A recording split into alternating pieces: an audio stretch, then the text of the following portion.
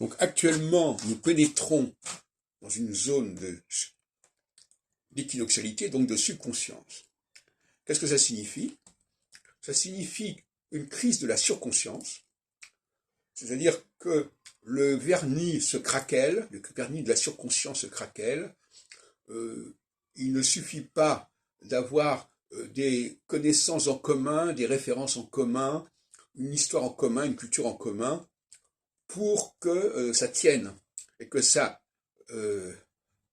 cache les différences fondamentales au niveau racial, au niveau sexuel, etc. Mais à ce moment-là, ça ne tient plus, le barrage ne tient plus. Et à ce moment-là, c'est la subconscience qui prend le relais, c'est-à-dire qu'on va se repérer non plus sur des repères externes en quelque sorte, mais sur un sentiment interne d'appartenance. Alors on pose le problème de l'appartenance et de l'identité. Il y a des identités subconscientes et des identités surconscientes.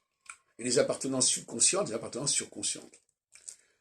Donc on ne met pas suffisamment l'accent sur les différents. De toute façon, chaque concept a toujours deux faces. Quand on nous présente un concept sous une seule face, il y a quelque chose qui ne va pas. Quand on nous présente une cyclicité qui aurait un seul point de repère, ça ne va pas. Il faut bien sûr qu'il y en ait deux, et que les deux se contrebalancent. Ça va de soi.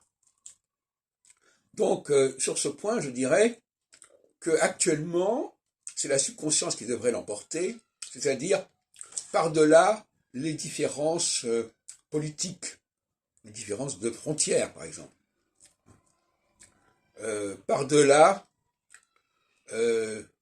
les questions linguistiques. L'autre jour, je disais qu'en Afrique, actuellement, la francophonie ne pèse pas très lourd, parce que le vernis francophone ne résiste pas à des différences fondamentales par ailleurs, sur le plan racial, etc. Et puis à d'autres moments, ça va être le contraire. À d'autres moments, il va y avoir des phénomènes où la francophonie va l'emporter. Et la francophonie, c'est le symbole même de la surconscience.